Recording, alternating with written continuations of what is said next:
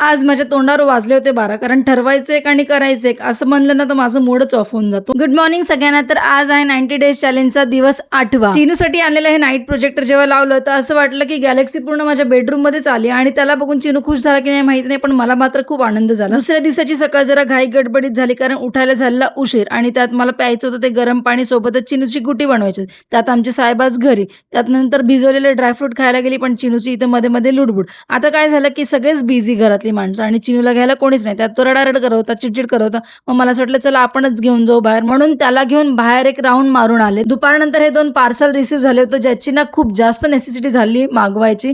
मला तर खूप जास्त आवश्यकता होती खरं तर, कारण कितीही काय केलं तरी माझं कपाट काय सुधारायला मागे ना आणि मला ते नीट ठेवता येईना. म्हणून माझ्यासाठी मी खास हे ब्लॅकवाला मागवलं होतं, कारण माझ्याकडे साड्या आणि माझ्या कपड्यांची भर इतकी जास्त होती ना की आता तुम्ही ते ऑर्डर कराच असं म्हणून मी त्यांना सांगितलं. त्यांनी 2 प्रकारचे ऑर्डर केले, बट विषय असा झाला की त्यांनी जे ऑर्डर केलं त्यांच्यासाठी ते चांगलं निघाला आणि माझा हा कपडा खराब निघाला. माझी इच्छाच मेली तिकडे खरं तर, पण करणार काय ना, आता आलंच आहे, घेतलंच आहे, पैसे गेलेच आहे तर यूज पण करावं लागेल, नाहीतर ते फुकट वाया जाईल. म्हणून मग मी इतका मोठा पसारा टाकला आणि तो पसारा माझ्या डोक्यात इतका गेला ना, कारण मला 2-3 कामं करायची होती माझी, ती काय माझ्याने होईना कारण 3 तास माझ्या याच्यातच गेले. असं वाटलं कुठून हा पसारा मी काढला आणि काय केलं. शेवटी सगळे कपडे त्या ऑर्गनायझरमध्ये नीट नेटके लावून माझं कपाट व्यवस्थित दिसतं नाही या गोष्टीत समाधान मानलं.